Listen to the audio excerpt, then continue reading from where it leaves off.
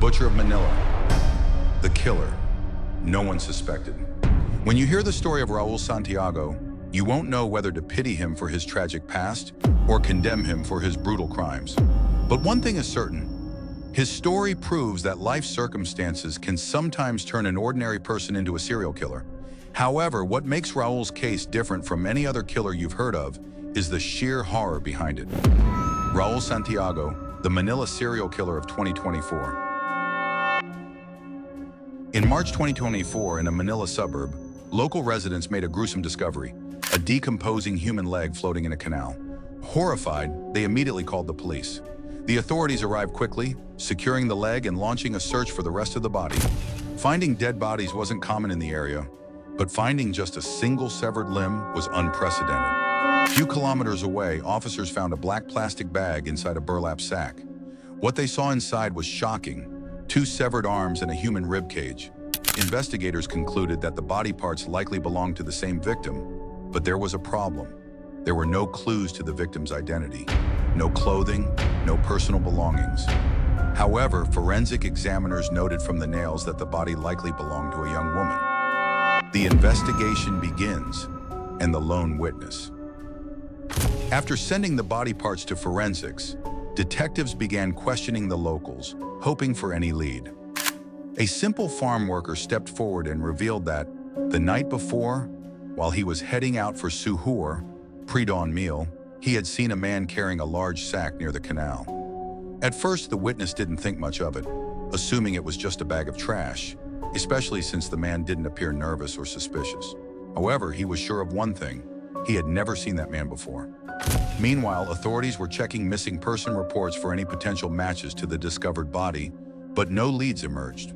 Soon the forensic report arrived, confirming that all the recovered parts belonged to one woman, likely in her mid-20s, and that she had been killed 3 to 4 days before the discovery.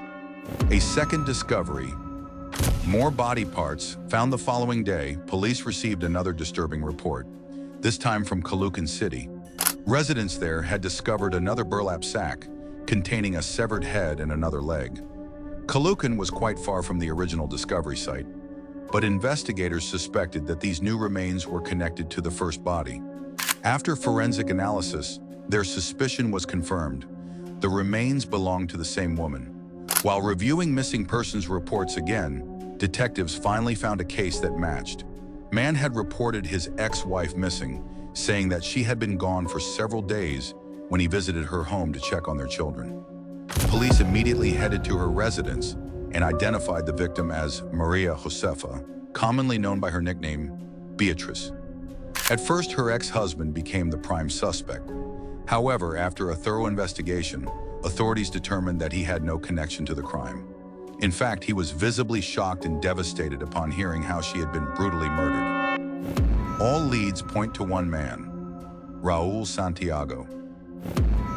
As detectives dug deeper into Beatrice's life, they uncovered a disturbing truth. She had been involved in multiple relationships, many of which were transactional. When police examined her recent phone calls, they discovered a critical clue.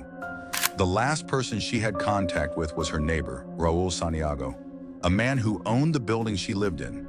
Deeper background check on Raul revealed that he had a long history of illicit relationships, but no prior criminal record. However, investigators found his behavior highly suspicious, especially since he was the last known person to interact with Beatrice before she disappeared.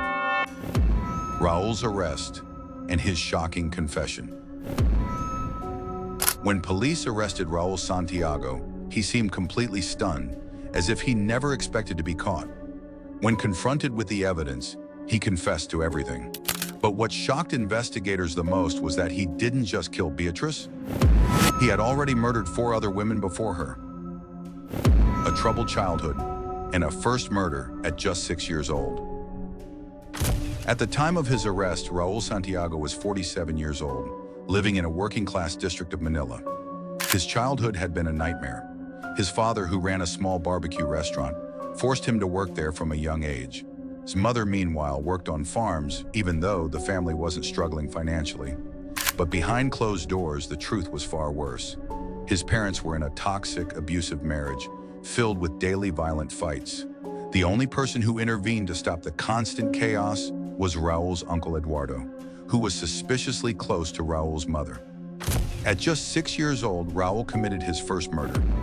One day, while playing with a neighbor's baby girl, he stuffed a toy in her mouth and strangled her to death.